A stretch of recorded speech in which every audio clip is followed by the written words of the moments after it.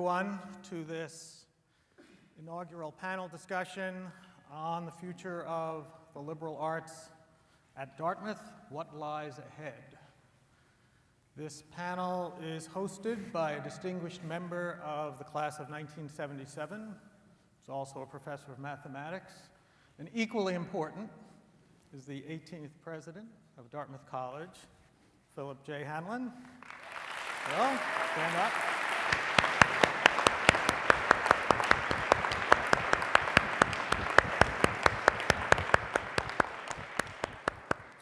My name is Michael Mastanduno. I am a professor of government here at Dartmouth and the dean of the Arts and Sciences faculty, and I am honored to serve as moderator for this event. Now, the title of the panel, The Liberal Arts at Dartmouth, I think is appropriate because, after all, Dartmouth prides itself on being a premier liberal arts institution. Right? Some 4,400 undergraduates at any particular time in the contemporary era are treated to a liberal arts education. It's a core part of the Dartmouth identity and of the Dartmouth mission, so I think it's appropriate to take the opportunity in inaugurating a new president to reflect on the meaning and the value of the liberal arts. But of course, the issue of a liberal arts education is far broader and far more important than just what happens at Dartmouth. It has in fact become an issue of national and even international debate. And I have to say the national debate is not going very well for the liberal arts. I think it's fair to say that a liberal arts education is on the defensive in the American political and social discourse for all sorts of reasons. Liberal arts education is prohibitively costly, something that only a small fraction of the American socioeconomic elite can afford any longer. It's impractical. For all that money, it trains you for nothing. It's like having a fleet of 5 BMWs. Costs about the same thing. It's really nice to have, but how much of it are you really going to use? Right? And it's anachronistic. New technologies are emerging that are going to be able to deliver education much more efficiently. And in that way, you can think of the liberal arts and a liberal arts education as a little bit like the mail, something we used to depend a lot on, but maybe it's becoming overtaken by events. At least some people believe that. All right, internationally, the liberal arts have become a matter of some interest in a way that cuts against, I think interestingly, the national debate in the United States. I've been struck over the last 5 or 10 years at how many university administrators from places in Central Europe, in Asia, and in the Middle East have come to Dartmouth seeking insights on how to construct a liberal arts education on their own campuses as they look to reform education. So there's an interesting juxtaposition there. Do they know something we don't know, or are we selling them something they don't know? What's actually going on? Many, many other important questions are raised in this debate. Right? What is the future of the liberal arts in a changing economic, demographic, and technological environment? And by the way, what is a liberal art? Is science a liberal art? How about business?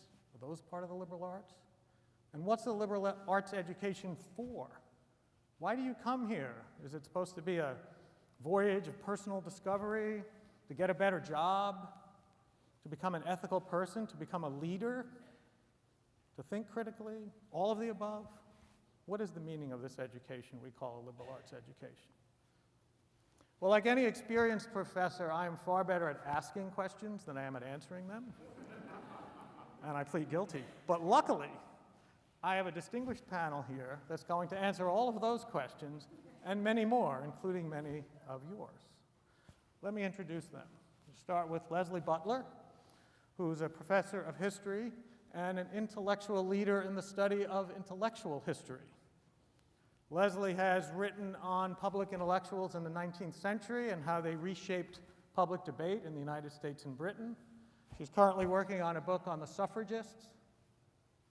And I think the broader theme of that book is the connections between education, democracy, and citizenship. very relevant to what we're talking about today. Next to Leslie is Don Pease, legendary Dartmouth professor, been serving students the liberal arts since 1973. Don is the Geisel third century professor at Dartmouth. He's also one of the world's leading scholars in American studies, and he's the head of Dartmouth's liberal studies program. Next to Don is Stefan Alexander. Stefan is the E.E. Just Professor of Physics and Astronomy. He's a specialist in both cosmology and particle physics. I think that means he studies really big things and then tiny, tiny, tiny little things. I don't know about the stuff in the middle, if he does that. The E.E. Just program is a critical program at Dartmouth. It is a program that seeks to provide support for and attract students, and in particular underrepresented minorities, into the sciences. And I'm happy to say that that program has increased in significance by leaps and bounds with Stefan at the helm. Joe Helbley is next to Stefan. Joe is a chemical engineer who works at the intersection of energy and the environment. Joe has served with distinction as Dartmouth's Dean of the Thayer School of Engineering since 2005. And under his very capable leadership, Dartmouth has achieved national distinction in certain areas of engineering, including energy, the environment, and biomedical engineering. Annette Gordon-Reed is sitting on the far left. Annette is a member of the class of 1981, which is probably the most important thing for a Dartmouth audience. She happens to be a professor of history and a professor of law at Harvard. She is a Pulitzer Prize-winning author, and she is the recipient of one of those highly coveted How Do I Get One MacArthur Genius Grants, and she's also serving as a Dartmouth trustee. Okay, now, the format here will be conversational. No big speeches. What I just gave you is the biggest speech of the day. And in fact, I am going to open the discussion by asking each of the panelists a question and having them reflect for, say, 5 to 7 minutes. I have not told them in advance what the questions are because these are liberally educated people and they should be capable of thinking on their feet. All right? I suppose we'll see. After that, which should take 30 to 35 minutes, I would like to throw the floor open for questions, and we have multiple means of obtaining questions. I have a whole set of questions that have already been submitted and that magically appear. They will be delivered to this iPad. There are also microphones around the audience, and we will ask people to raise questions as well. And at the very end, I will give President Handlin just a chance to say a few words if he so chooses. Okay? So I think I'm going to start with Leslie. And Leslie, whenever we get engaged in passionate contemporary debates, historians always somewhat smugly say, we've seen this all before. Have we seen this all before? This debate over the value and meaning of the liberal arts, and maybe more broadly, is there an historical context that could be helpful for us here? Well, first let me say, I'm glad I got the history question. I thought I might get the physics one, and I was a little nervous about that. Historians tend to do better at what came before rather than what lies ahead, so that is a little more comfortable for me. But yes, actually, in answer to your question, we have seen some version of this before, and we see some version of this actually quite often. I actually brought a few quotations that I want to start with, just to sort of frame this a little bit. So let me read them, so bear with me. Here's the first one. In a utilitarian and scientific age like today, our colleges fail to prepare students for the work they have to do in their actual life that awaits them. Another one. The throbbing life of today demands from our college something besides learning and culture. The world cares not for pedants steeped in useless knowledge. It calls for men who know something of the real problems of the real world and are fitted to grapple with them. And then this is my last one, it's one of my favorites. While a college student has been learning a little about the barbarous and petty squabbles of a far distant past, or trying to master languages which are dead, the future captain of industry is hotly engaged in the school of experience. obtaining the very knowledge required for his future triumphs. Now that last quote probably gave it away. Captain of Industry probably tells you that these are late 19th century quotations, not early 21st century, although they sounded a little bit like how Mike began. And they all come from this period, the late 19th century, what historians call the Gilded Age, but I think there's some real echoes today in a lot of them. You probably heard the echo there. The Gilded Age, as historians call it, we use that phrase coming from, borrow that phrase from Mark Twain, a novel from 1873 of that title. It's the post-Civil War period, and it's really a period of just staggeringly enormous change, technological change, economic change, social, demographic change, cultural change. And when we teach this in history classes, we tend to sum it up with what we call the three voweled processes: industrialization, immigration, and urbanization, which tells you a lot about what's going on. So amidst this context of really extreme change, there was a lot of skepticism, right, about the college, the 17th and 18th century college, right? How could it possibly be fitted to the modern era? And certainly the late 19th century considered itself the modern era, and that's, as historians, we look back and we call that the making of that's the moment that modern America emerged. Was it relevant? Was it useful? Was it scientific? Should it be scientific? What were the liberal arts good for? So there's a lot of questioning that happened, as you can hear from those quotes. And what happens over, really from about the 1860s to the early 20th century is this period of major, just a kind of explosion of reform, innovation, renovation, modernization, secularization of the colleges. Now, part of the story that I'm not going to really deal with today because it's not as relevant, but part of that story is very much about the land-grant colleges, right, 1862, so right in the midst of the Civil War that gets passed, the Morrill Land-Grant Act. So all those ag schools that we think of, or the great state universities, get founded in that period, or a bunch of them. Another piece of the story is about the major, almost pure advanced research university, the Johns Hopkins, that model, kind of based on a German model, PhD granting institution. But the story I want to focus on today is what the traditional colleges do, because they also, a big part of that story is the adaptation and reformation that they undergo. So just to give you a sense of that, and I should say, I mean, when I look at it, I think the process is slightly reactive. The colleges are looking out at the world and thinking, oh my gosh, they're fearing irrelevance or marginalization, all these alternate paths. But it's also expansive and visionary. It really gives us the institutions that Mike started with, that the rest of the world has admired, the American Liberal Arts College, liberal arts college / university, however we want to call it, really comes from this period and through this moment of Reformation. So some of the things they do, and I'll just give you a sense quickly of some of the reformations that colleges, places like Dartmouth undergo. And this is over about a four-decade period, sorry. They removed requirements, right? Things like you no longer had to have Greek and Latin to be admitted, and you no longer had to study them here. So removal of what one of my quotations said, languages which are dead. Removal of mandatory chapel, right?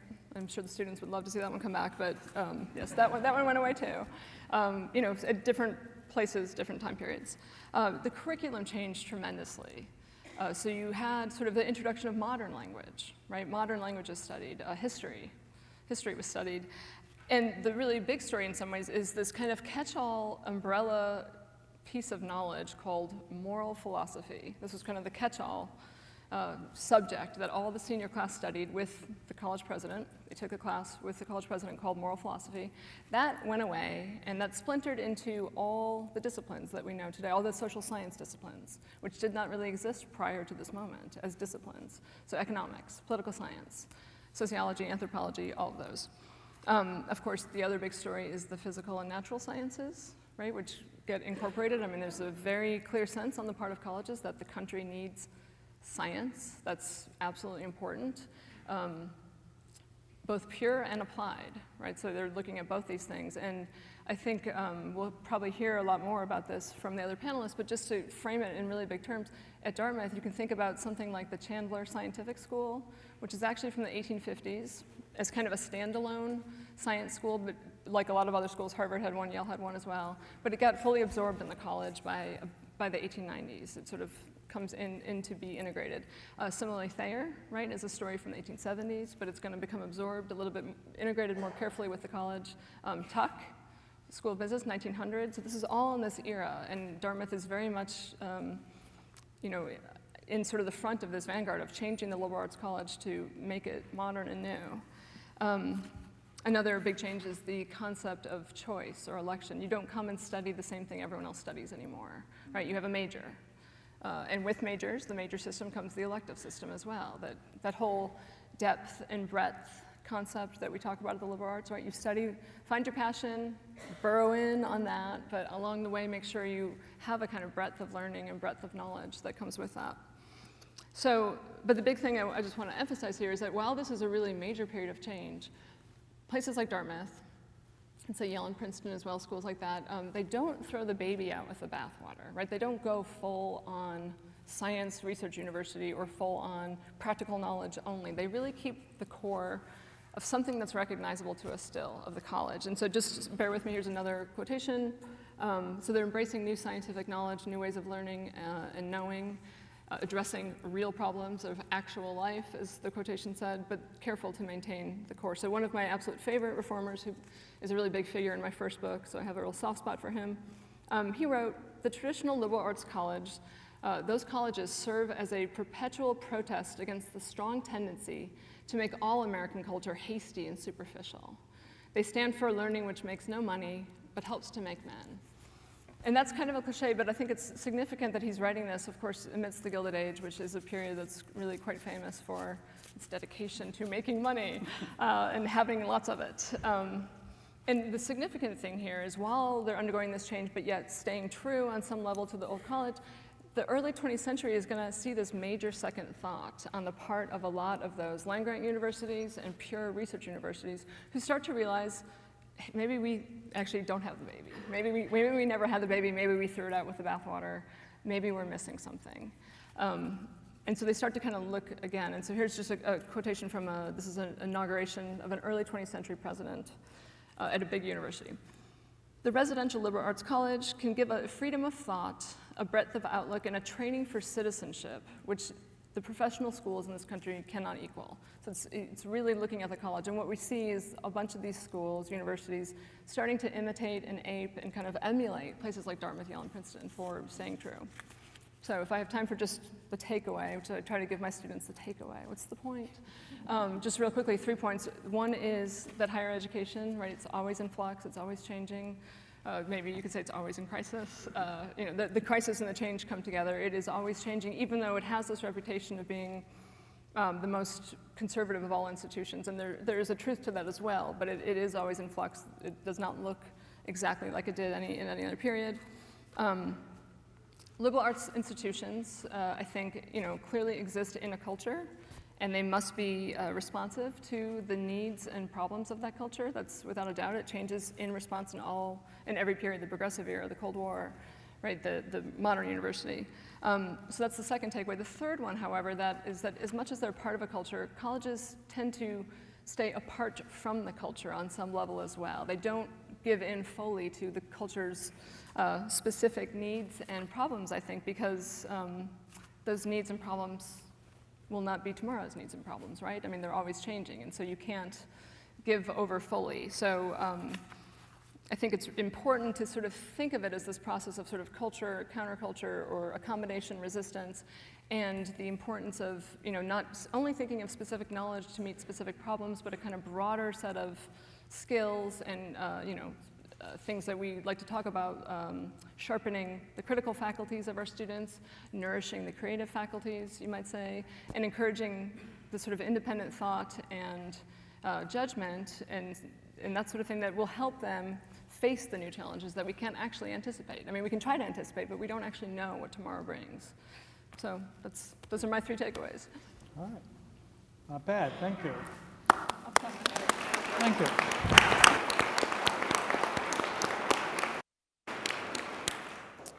There's a lot to think about there. The Arts and Sciences are conducting a curricular review right now, and I think Leslie's comments tempt me to pose this choice to the students. We can either bring back mandatory chapel, or every senior has to take a class with the president, in this case, advanced calculus. So you guys make the call. All right? Don, you are in some ways an institutional figure at Dartmouth, and I would like for you to reflect on the liberal arts at Dartmouth. Have there been key transitions, turning points, times that something really important happened at Dartmouth that's relevant to the kinds of debates and arguments that Leslie pointed to? Since Leslie talked about history, I guess your question is asking me to embody history. I am history, whereas Leslie gets to talk about it. But I first want to say, before I respond to that question, how grateful I am to be part of this discussion on this occasion, which is the inauguration of the next president of Dartmouth. And that occasion is especially meaningful to me because President Hanlon came in the same year I began teaching at Dartmouth, 1973. And we both served, I taught, he learned, I learned from the students I taught under a great president, John Keminey, who in one of the earliest addresses to the students and faculty and alumni and administrators of this institution said what you said. That is that you can't be doing liberal arts education well unless you know you're always going to be in contestation. Liberal arts education learns by addressing challenges and meeting them. That's why the liberal arts draws its history from artes liberalis, the arts of the free person. And the arts of the free person can be understood as individually, as a student saying, my years at Dartmouth changed my life. And it can be understood at a much more encompassing level when the institution itself undergoes a change of heart or a change of mind. When John Keminey talked to those of us who did not know the history, I'm still learning from what's edifying about this history.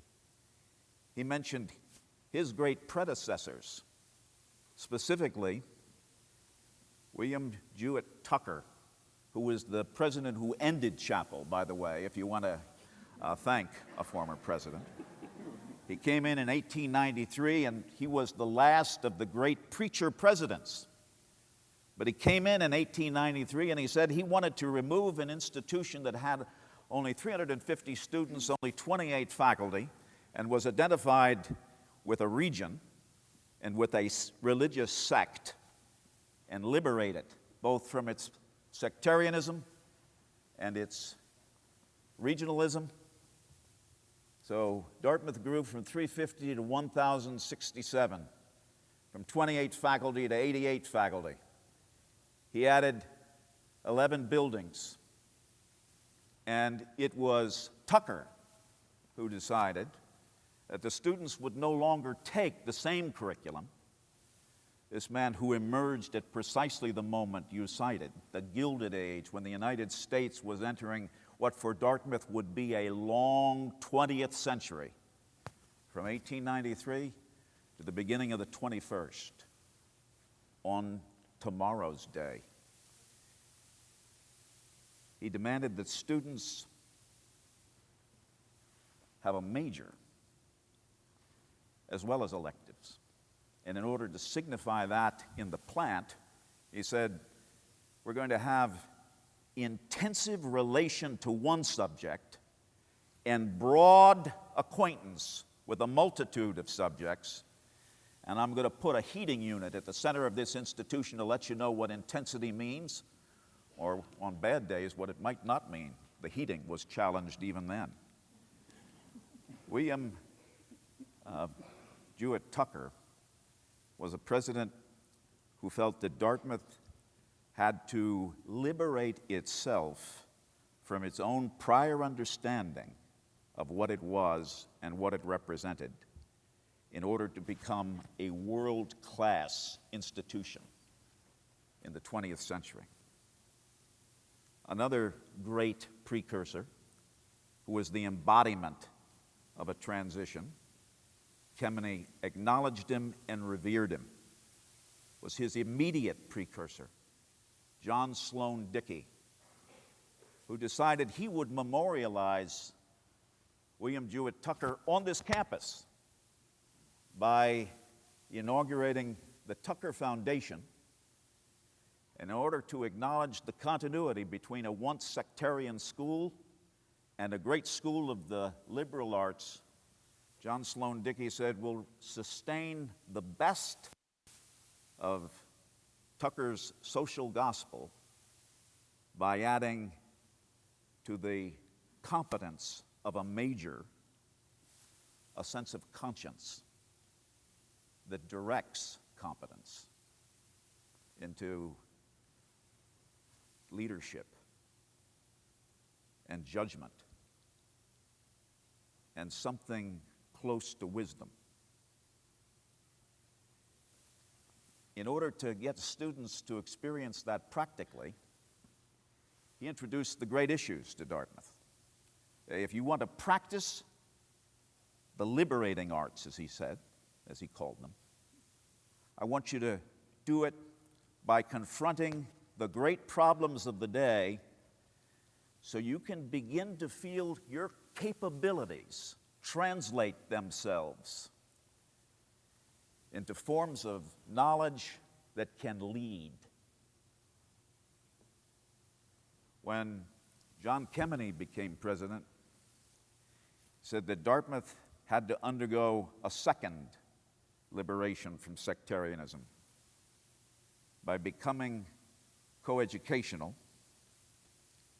because an institution that only taught men could not claim to be truly liberated, either from region or sect.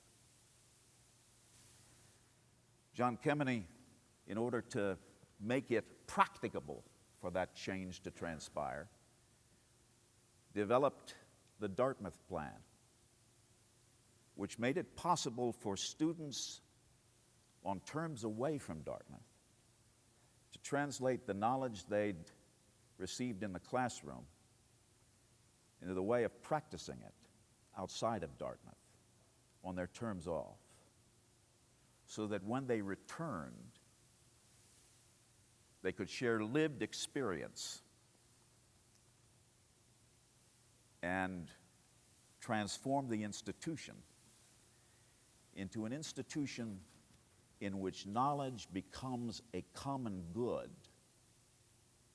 because the sharing of it produces a common wealth that makes artes liberalis a reality, as opposed to simply an educational ideal. When I taught my first class at Dartmouth, Mr. Hanlon, as I then called him, was a student. And we had to teach in the English department students how to write succinct, precise sentences at the same time as they were to make sense of John Milton's Paradise Lost. And there was no succinct sentence and no precision to be found in any of the 12 books of Paradise Lost.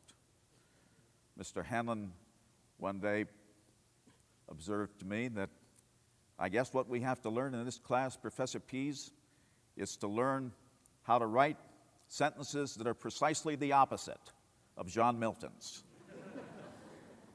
And that educated me.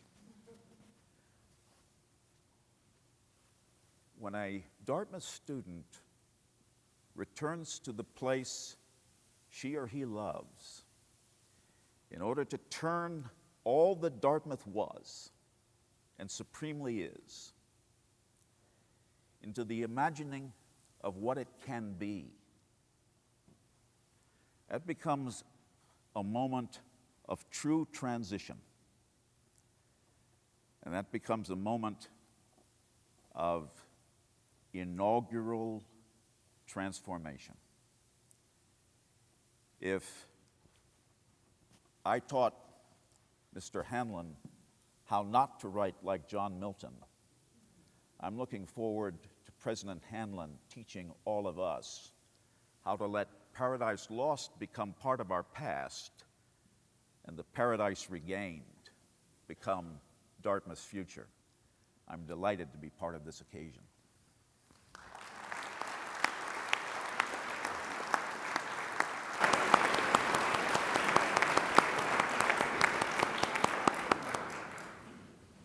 I think Professor Pease just threw down a challenge. But you have some time. I'd like you instead to ponder how Tucker in 1893 could add that many faculty and build that many buildings and not incur the wrath of the man sitting 4 seats down from you. You work on that. We're going to do some other things here. Stefan, I have really 2 questions for you. You are a liberally educated man. You went to an outstanding liberal arts college, Haverford College. You're also a scientist, and maybe you can do 2 things for us. Can you talk a little bit personally about how that liberal arts experience may have led you to your current career and passion? But also, can you reflect a little bit on whether scientists actually think of themselves as doing the liberal arts in their research and teaching, or are they doing something else?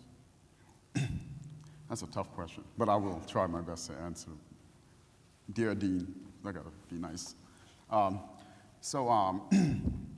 Yeah, so I think the best way to start with this is with a little story. I grew up in the Bronx, New York, originally from Trinidad, and I went to a very large high school, DeWitt Clinton High School, 6,000 students at a time. And most of my classmates were from working class backgrounds, mostly Black and Latino. And so the few of us that were thinking about going to college had pressure from our parents to go and do pragmatic things, go make some money. And so every school I applied to, most of the schools I applied to were, first of all, things that I was good at. I actually use the word was because I don't feel like I'm, I'm as good a physicist as I once thought I was. My students, hopefully, are not hearing this. Yeah, so I applied to places like MIT and RPI and I was looking at these places, and then a small liberal arts college reached out to me and gave me a free trip. So I went on this weekend with other students of color. This is a very successful program and something also that the admissions office here does very successfully. So I went out to this thing and we went there for a couple of days, stayed over at some other students' dorm room and partied, not partied, studied. One random morning, a group of us were being led, given a tour around the campus. This was Haverford. And some strange man walked by with a strange walk. And he approached us as if like by mistake. And he goes, "How many of you here are interested in physics?" So it was me and this guy named Rumasha Amasha. It was this 16-year-old genius who was applying to college. He ended up going to Columbia instead. We both raised our hands because, well, we liked physics. So we ended up in this guy's, he took us to his lab. And now we are in the lab of Jerry Golub, by the way, who had the first experimental confirmation of chaos theory, right? So this is a Nobel Prize notable work. So we're in this guy's lab, and he's like, "Oh yeah, this is chaos theory and all this stuff." And he's talking to us as if like we're already scientists. So we're looking like, wait, this guy actually thinks we're smart, And so anyway, I had this dilemma, because when I was thinking about colleges now, I had this dilemma about where should I go? Should I go to a liberal arts college, or should I go to MIT, right? And of course, I had to tell my parents that I was going to do such a thing, right? There's a lot of pressure here. How are you going to make money going to a liberal arts college? Because, by the way, the things that you were hearing at Haverford, at places like Haverford, and don't worry, just go pursue your interests, pursue it passionately, and, you'll land on your feet after you graduate. So, okay, fast forward, 20 years into the future. It's really interesting that the institutions that I became interested in terms of teaching are liberal arts institutions. And the reason why is because, I don't know why. No, that's not true. The the reason has to do with another interesting thing. And this is a recent story, something that a beautiful surprise. So I run the EE Just program here, so holler to all my EE Just scholars. We decided to do something interesting. We wanted to have a more informal study session, right? So for the physics, math, and chemistry classes, we decided to do something informal. And with the support of John Cole, the dean of the graduate school, we managed to get a couple of warm and fuzzy graduate students to jump in and just work informally with freshmen mostly. And these are mostly underrepresented students, and they're working on the problem sets. And I decided to step out the room and leave them to be while they're working on calculus or what have you, just working on a problem set. And I come back an hour later to see the graduate student and the students, these are Dartmouth graduate students and Dartmouth undergraduates, talking about the graduate students' research. So somehow, the problem that they were working on segued into a research problem. And I think this captures the spirit of the liberal arts, which is what you had going on there were freshmen who were informing graduate students on their research, actually. They started asking questions that the graduate students wouldn't think of asking. And in fact, that's actually what happens with me. I'm attracted to that as well. So I feel very much that my research and the ability to take the research to the next level requires a serious engagement with our students, because they ask, actually, I walk into a class, the first day of class, I usually say, I want nothing but dumb questions from you guys. Okay, so please, I just only want dumb questions. And I'm serious about that, because I believe that this is the idea of liberating ourselves and taking ourselves outside the box is coming from the spirit of the liberal arts.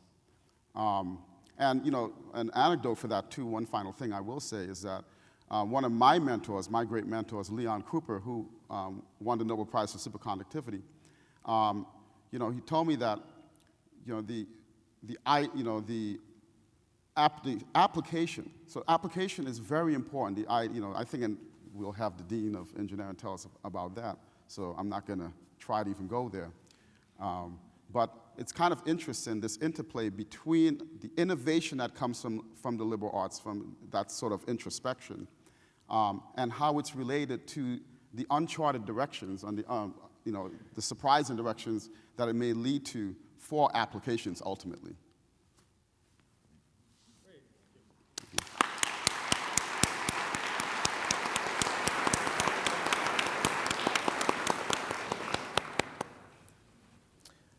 Colleagues often ask, well, you don't teach graduate students in your particular field at Dartmouth.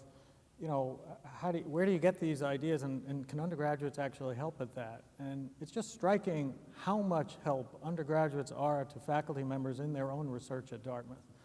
I mean, across the divisions, I hear over and over again from faculty members that say precisely what Stefan said, which is the ability of an undergraduate, a liberated undergraduate, to ask the question that people steeped in the field are either afraid to ask or somehow have been rendered incapable of asking because of how close they are to it, is really both refreshing and also edifying for faculty members here. And I wish I had a nickel every time I saw an undergraduate's name in an acknowledgement section of a published article or book by a Dartmouth faculty member, because then we'd be able to pay for some of those buildings that we actually need. Joe. Mike. You are a distinguished engineer.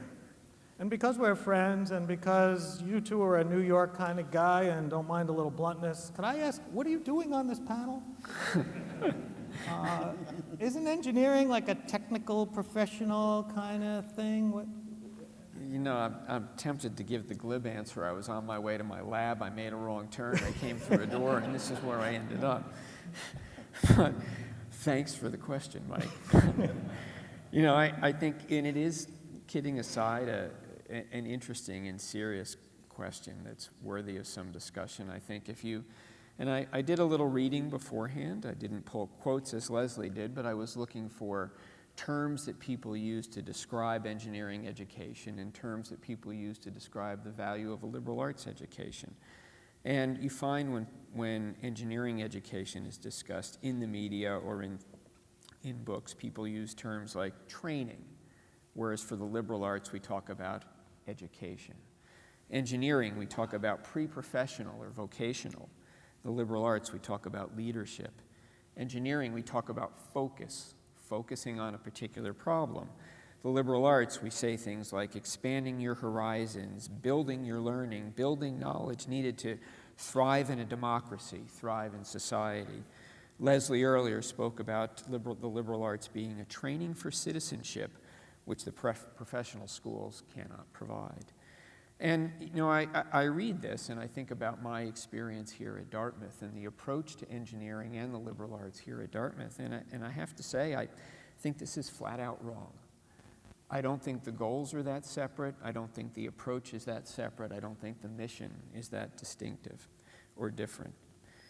Liberal arts certainly has a place in engineering. It teaches our students to think about the context of the problems they're trying to solve, think about the world they're solving problems for, think about the community that they're trying to develop solutions for.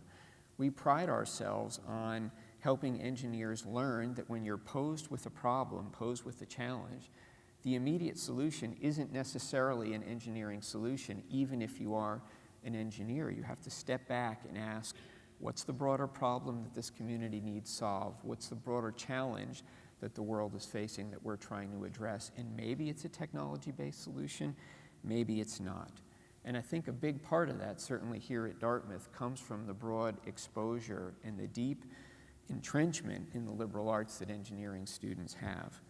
And I think, while it's something I would say we do particularly well here at Dartmouth, and we're the only institution in the country that requires our students to get a Bachelor of Arts degree in engineering before they earn the professional degree, the Bachelor of Engineering degree here at Dartmouth, the BS, Bachelor of Science elsewhere. And this is in an era where over the past decade or two, other institutions have reduced the graduation requirements to engineering, taking out some of the liberal arts context. We remain very proudly a 5-year integrated program because we think it's the right way to do it. We think it produces thinkers. We think it produces leaders. But I would also argue that I think, particularly when we think about the liberal arts today and where the liberal arts are heading, that you can make a case, or at least I would certainly make a case, that engineering has an equally important role to play in a liberal arts education, in a contemporary liberal arts education. If you think about the world that our students are experiencing, the world that they're going to inhabit immediately after graduation, it's hard to argue that technology, that the built environment, that human-created technology, is not a significant part of their daily lives. And I don't mean simply their professional lives, but it's going to inform anything and everything they do on a daily basis. And to have some comfort with technology, to have some understanding of how it's developed, why it's developed, the trade-offs that go into developing technology, would be hugely enriching to students regardless of discipline and undergraduate major in the liberal arts. You know, and I think the great thing about the liberal arts when I discuss this with colleagues here at Dartmouth, when I think about my own education and ask what does the liberal arts do, what does it really bring? I mean, of course, you get core knowledge in a disciplinary area, but it really teaches us to question, to explore broadly, to not accept a particular truth as a given, to ask how and why in addition to when and where. And I think engineering very nicely complements all of that by saying, and the next question is, why not? Right? Once we understand all of this, why do we accept things as they are? Why not develop a solution that'll address a pervasive problem that the world's facing? And whether you're talking about things in healthcare, climate change, renewable energy, the environment, communications, access to clean water, supplying food to feed a growing population, all of these are complex problems. All of these require leading thinkers and intellectuals and policymakers and public officials to help address, but I think there's a technology component in each of these, and helping students as part of their liberal arts education understand, gain some comfort with engineering and technology as part of that would be hugely enriching. And so that's my pitch, actually. My view is certainly, I think we recognize, many institutions do, but at Dartmouth in particular, we've long recognized that the liberal arts are broadening and enriching for this pre-professional program in engineering. But I think similarly and conversely, we need to think about how some exposure to engineering could really help Dartmouth distinctively broaden the understanding of what a liberal arts education is. Well,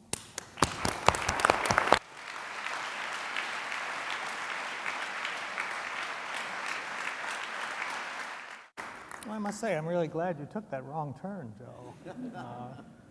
It's actually, academics like to run around saying why, and very few say why not. And I think introducing that into the discussion as you have is critically important, especially in an era when the students who come to Dartmouth ask why not before they ask why. So thank you. Annette, I think you are exceptionally well positioned to really answer two questions. Okay, great. Here it comes.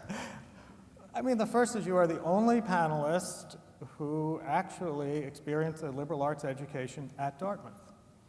So if you would, indulge us and just reflect a little bit on your own personal experience with the liberal arts here in this context. Okay. But secondly, I think of you as a leading public intellectual, and we're in the throes of a great debate. So I think the audience needs to hear from you as well on your take on this debate about the liberal arts. Okay, well, I came to Dartmouth in the fall of 1977. We missed each other. And I had definitely in my mind that I wanted a college experience that would be liberating in the way that Don, you suggested, that it was a place where you could explore areas of interest, find your passion, all those kinds of things that people say that you're supposed to do. I originally thought that I was going to be, at the same time I thought, well, at some point I have to make a living, so I thought about law school as a possibility.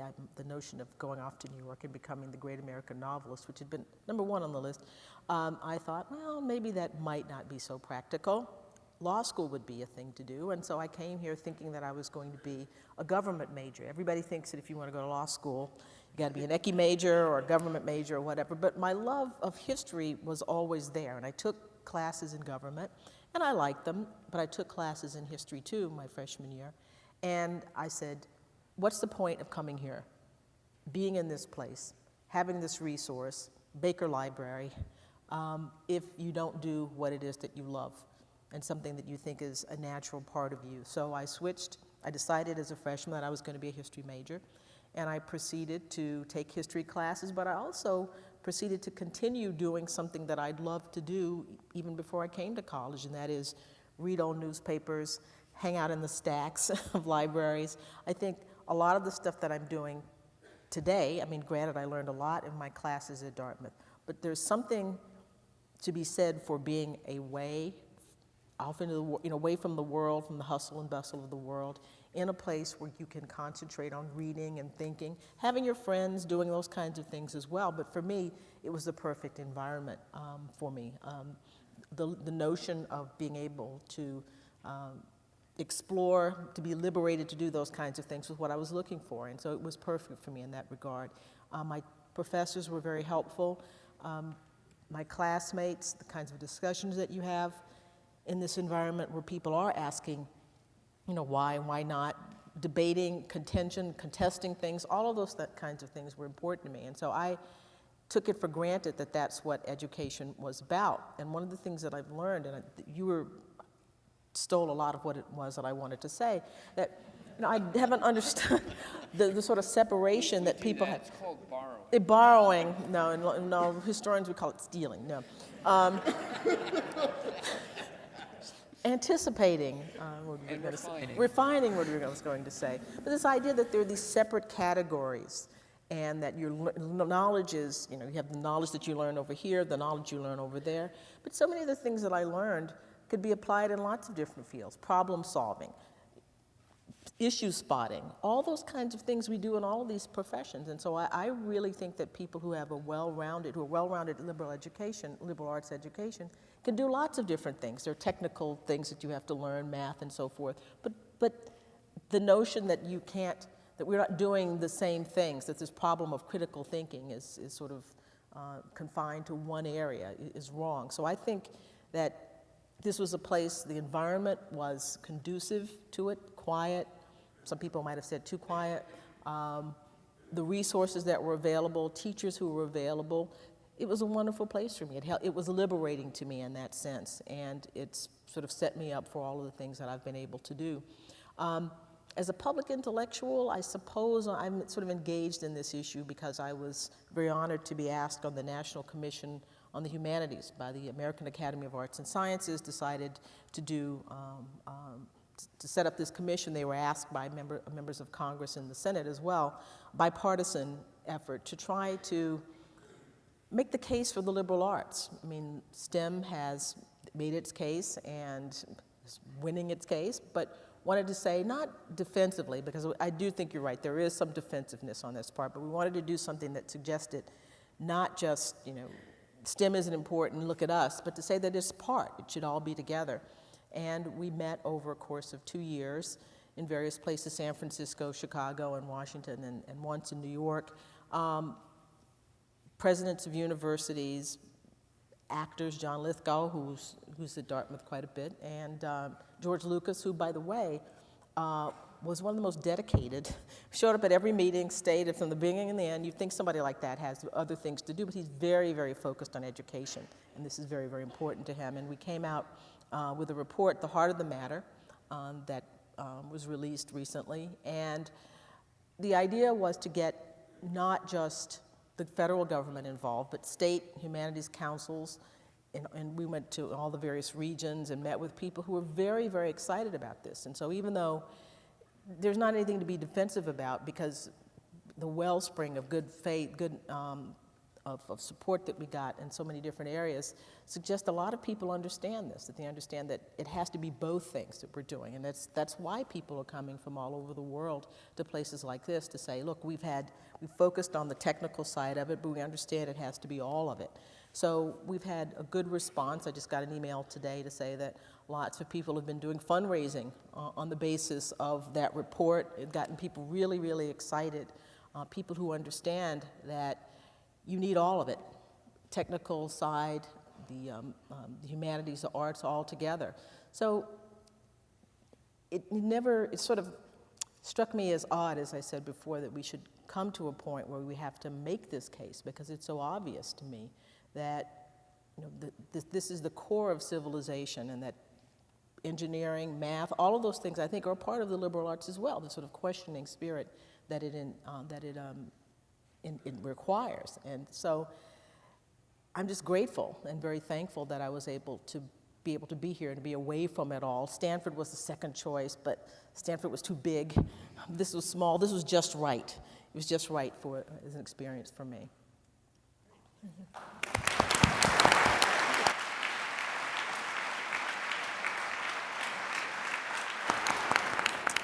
There were so many good insights in what you said. I think one that particularly important to undergraduates is this idea of getting away from hustle and bustle. You know, sometimes we feel here that we bring these tremendously accomplished students who've made their pre-college career by being experts at hustle and bustle, and think they need to replicate it when they get here by continuing to do everything they can possibly, I don't want to break this, it's not mine, everything they can possibly do. And I think this is great advice to think this is the chance in your life, and you know, you want to call it a luxury, but it's actually more a necessity to actually step back and reflect and think deeply and read widely and do things you wouldn't ordinarily do. And every chance I get, I tell undergraduates that, and I hope those of you who've been through it and know on the other side of it what a privilege it is can help spread that word as well.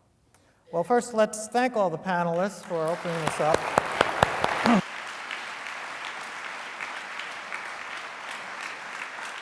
I'd like to turn to some questions. I know there must be questions in the audience, but there are a couple that were sent in advance, and I think I'd like to address some of those first, just 2 or 3, and then I promise we will get to audience, sort of real-time audience questions. One that really struck me, I'll read it, was this one, and I'll ask whatever panelist would like to take a crack at it to take a crack at it. It seems to me that American liberal arts education was designed to train the elite, then was universalized for a few decades, but now is facing economic challenges to its sustainability. Therefore, will it return to just be training for the elite? I'll start just on the history piece of that, and I think that's a really great question. I mean, of course, places like Dartmouth were founded originally to train an elite or ministerial elite, right? But part of that period of Reformation I was talking about, the college percentage of the population that went to college was still really tiny, but there was a very aggressive effort to democratize the university, democratize college. And this is also that period I discussed was the period of the rise of women's colleges, so all the women's colleges that you've heard of, the Seven Sisters, all post-Civil War period, right, 1860s through 1890s, historically black colleges, liberal arts colleges, great schools like Fisk, Howard, Morehouse. Those are also stories of the 1860s and 70s. So there's a real effort, I think, and a real urgency, actually, to make that democratic, to bring people in. And I think what the questioner asks is, that it's this kind of story of opening, increasing democratic access to, and now is it sort of closing? I think that is a real fear that a lot of people have, and of course, it's the cost is the story here, and that's where this is where the crisis talk, we've been there, done that, but the crisis talk around the cost, I think, actually is a real crisis. And it would just be absolutely counter to what every, I think, academic reformer from 1860 on wants. I mean, that would just be a terrible thing if that were to happen. So I'll just say that, frame that historically, that's very much counter to the spirit of, in a democracy, of liberally educating a citizenry of all countries in the world. A democratic country needs that. And it would just be an absolutely horrible thing. I think it would be devastating for something like that to reemerge in the 21st century. Good, thanks. I'm going to resist the temptation to let each panelist address each question, although there might be a temptation. But Don, if you want to just jump in on this one, and then I want to get more questions out. This is a really important question. And every time an institution produces leaders, retroactively, then that's described as an elitist institution. When John Kemeny wished to transform this institution, he refounded it by recalling the charter, which is not to train elite students, but to train Native Americans. And when John Kemeny refounded Dartmouth around its chartered ideals, he opened it at the same time. A liberal arts education is the heart of a democracy. You cannot have deliberative, reflective, critical thinking, which is the basis of freedom and equality, without acknowledging, not as an ideal, but as a truth that has to be actualized, practiced. The liberal arts, the arts of free beings, in a world you wish to be free for all. Yeah, please, yeah. And that's why it's so tragic, the withdrawal of public support for public universities that gave people an opportunity. I mean, I'm all for Dartmouth and so forth, but gave thousands of people, opportunities that they wouldn't have had. Right. That it's a part of a common contribution to making the greatness of the country. And so that's the real. It's a matter of priorities. It's what we're choosing to do. It doesn't have to be that way. But go ahead. Thanks. Let me try just a couple more here. Here's one that's future-oriented. In the next 20 years, are we going to see changes in the world of higher ed which are going to completely change our current notion of the liberal arts? You want to go with that? Okay. Quick go with that, yeah. Because I think, in a lot of ways, I think Dartmouth actually epitomizes what that future might look like. And it gives me an opportunity to talk about an upcoming symposium, the EHS Symposium, the future of science, the future, and the reason why it's interesting, that's going to be interesting, is because one of the reasons why this thing is Okay, I have lots of colleagues here who I've become friends with in different departments. In the music department, for example, in the anthropology department, in various departments, Don.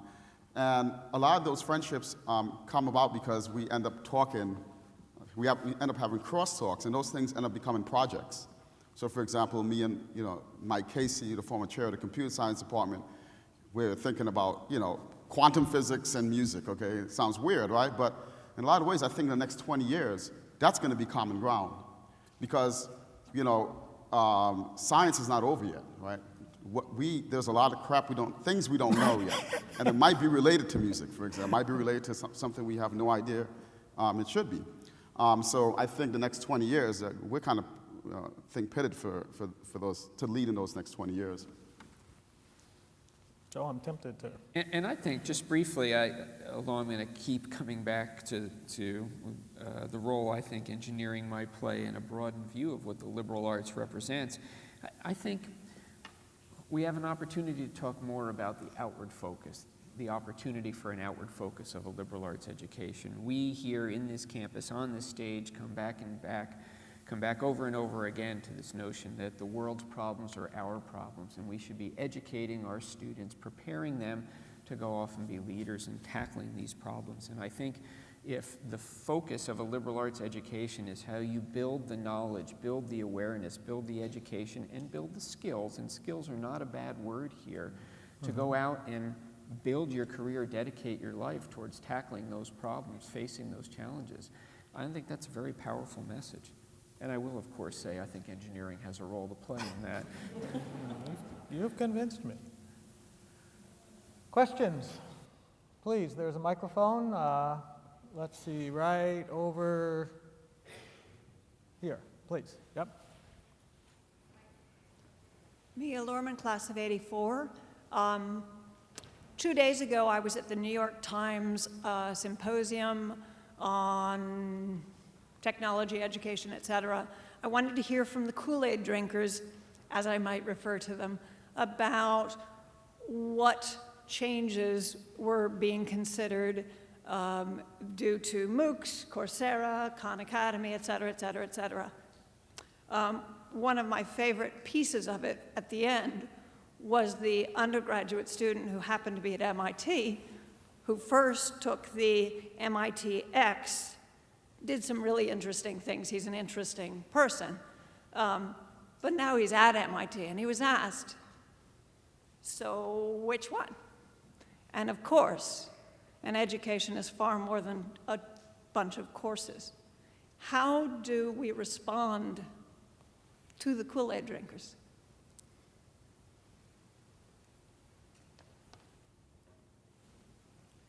I think when we're talking about some of the transformations we're seeing in technology that are enabling us to deliver educational content in different ways, we have to think about this as something that's helping us transform the delivery of information and bring students perhaps to a different place at the start of their education. And so what do I mean by that? When we think about things like MOOCs or online delivery of content, we need to be clever and creative in thinking about ways that this frees up time in the classroom.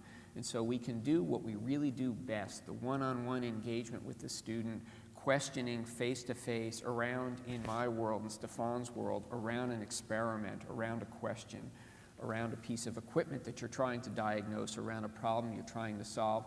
You can't get that from an online delivery, that kind of interactive engagement and questioning. But what the interactive delivery of core content can do is help you come to that discussion prepared at a higher level.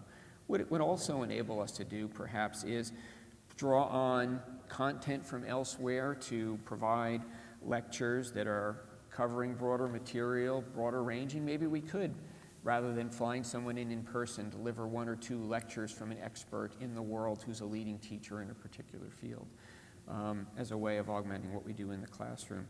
But I also think these kinds of things, if we use them smartly to help free up time in the classroom, in the laboratory, for that kind of individualized attention, engagement, questioning, probing, pushing, and inquiry that works best in this environment, then it's a positive for us. And so, yeah, a transformation will take place to get us to that place, and we're just starting to ask questions about how we might go about it. But I see it as an opportunity for us. I don't see it as a threat. Great. Annette, please, and then Obviously, well, Harvard is very big on this, and I have been approached about doing a MOOC, but have resisted that in favor of something they call modules, with the idea that I would do like a legal history module that could be used to supplement class, because one of the things I find teaching first-year law students is that people don't have an understanding. You need to have an understanding of the history of the country, I believe, to think about how property contracts, torts, all those things came into being and how they work. So things like that, a segment that I'm going to do that can be used in other classes, I could use in my own. I'm not very much interested in doing, quite frankly, a class that people are going to use so that they don't have to hire a teacher at a state university. I think that that's something that people might be thinking about. I don't know that Harvard X, well, I guess with Sandel's class there was some controversy about that. But I do think that using it smartly is something that's important, but I don't think it's, I mean, for me, not something to be transformative in the sense of replacing what's supposed to be the classroom experience. great, thanks. Don, you have a thought on that? I think that the MOOCs are comparable to the commons called Google, where you have the opportunity to get some knowledge that's produced by a specific framer of the knowledge in an efficient way. But you lose the creative community of sharing knowledge in residence, where through the exchange of ideas, after you emerge from Google or MOOC, and the creative collaborations that are generated by what's missing from what you've either received from Google or MOOC will vitalize the importance of a residential community of co-learners. There's a difference between the real world of education and the virtual. Make the virtual real by living it as a community of active learners, where the relationship between teaching and learning is an endlessly reciprocal act of gift-giving. I don't see it as a threat. I see it as a resource. Thanks. Primarily to Professor Pease, and also the other panel members could chime in. I would like to know whether I'm remembering correctly what John Sloan Dickey, because I was a student during that era, meant by the liberating arts. And if I recall correctly, he used to refer to it liberating arts from the realm of ignorance into a more exciting realm. And then secondly, if I can get another question in, could you please explain to me what has taken the place of my favorite course, Great Issues, and is there another opportunity for it to return to Dartmouth? That's a great question. John Sloan Dickey actually, as a great rhetorician, constantly redescribed what he meant by the liberating arts. Sometimes he described it as the means of moving from ignorance to knowledge. Sometimes he described it as the movement from being a lesser self to a greater self. Sometimes he described it as the art of liberating your various senses. He said, and this is where he always emphasized the importance of the humanities, if you stop learning how to see, you might lose the power of sight.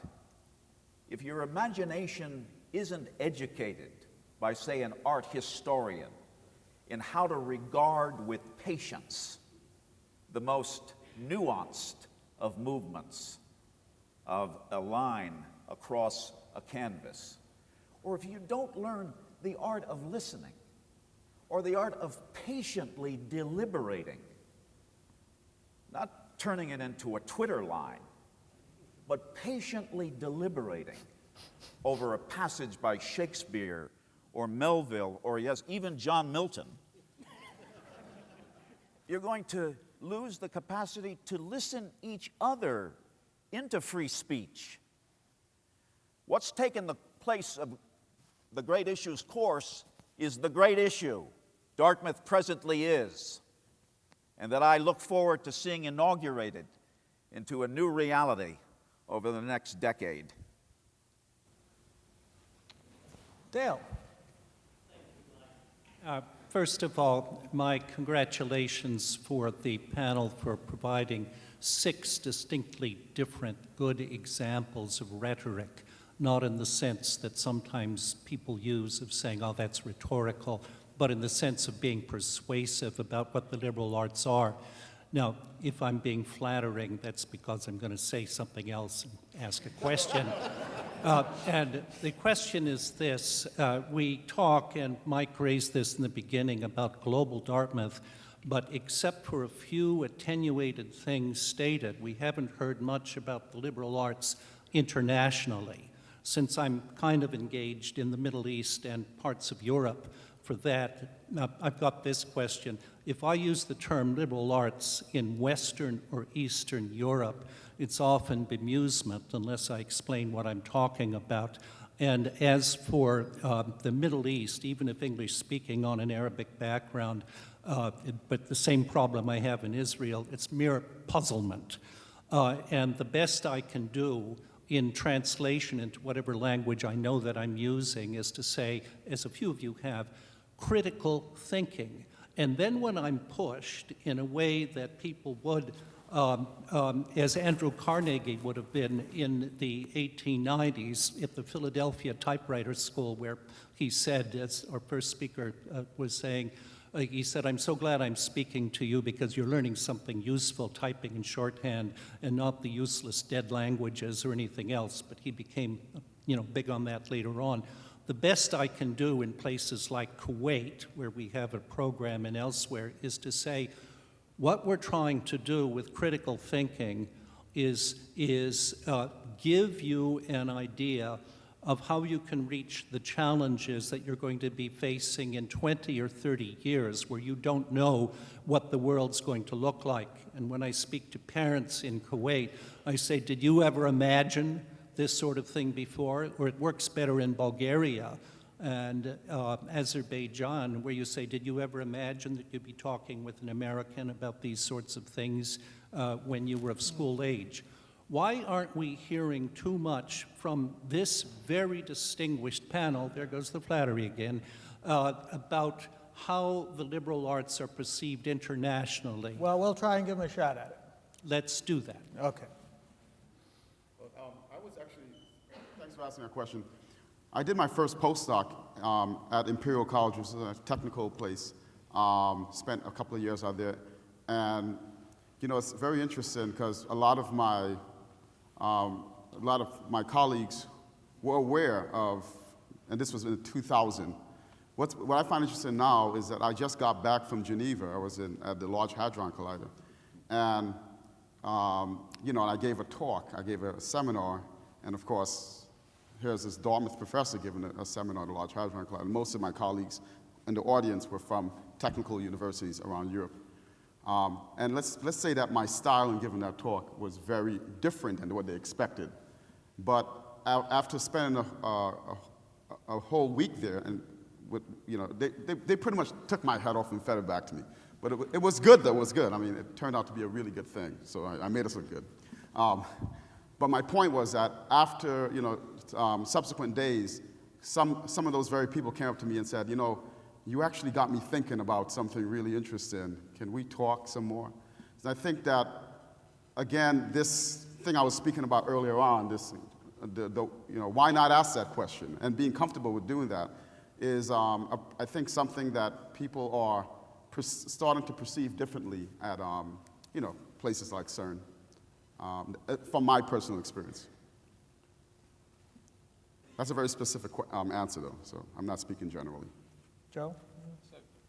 Dale, in my world, in places like China that have been largely driven by a manufacturing economy, there's a real interest in diversifying their sources of economic output. In the Middle East, right, there's an interest in moving beyond an oil-driven economy to having more diverse sources of income and revenue and a sustainable economy for the future. In each of those places, leadership talks about something like innovation and entrepreneurship. Now, that's very economically focused, but they approach the U.S. with questions related to how do we build programs that would enable that? How do we build that into our educational system? And so our students, our graduates, our leaders are thinking more broadly, are more entrepreneurial, are more creative and open to producing what our society needs and building an innovative economy. And when we're approached, and other institutions in the U.S. are, I think the answer is it's the integration with the liberal arts. It's the broad education that teaches you to see a problem from many different perspectives and think about it in a way that a purely engineering or a purely science-driven educational background wouldn't be. So they're not calling it the liberal arts right now, but I think there's growing recognition, at least in these places where we've had contact, that this model of education actually is hugely beneficial to where they would like their countries and their educated citizenry to go. And in some instances, there might be a little pushback because the byproduct of this kind of questioning and this kind of thought is a change in political systems, so change is a cultural thing. And so do you want people out there asking questions? Do you want people out there not critical thinking and thinking they have expectations that are heightened by this notion that you are liberated in that way? So it's, depending upon the country, it's a tricky business.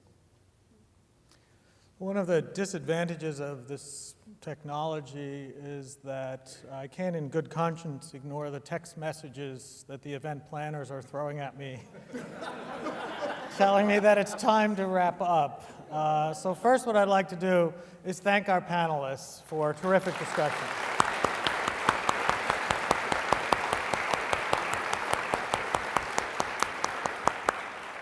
And secondly, I'd like to invite President Hanlon, if he'd like, to come up and say a few words. This panel, by the way, was inspired by President Hanlon because when asked what kinds of things he might like to see at inauguration, one of the first things he said was a reflective discussion of the liberal arts. And I'm glad we said, why not?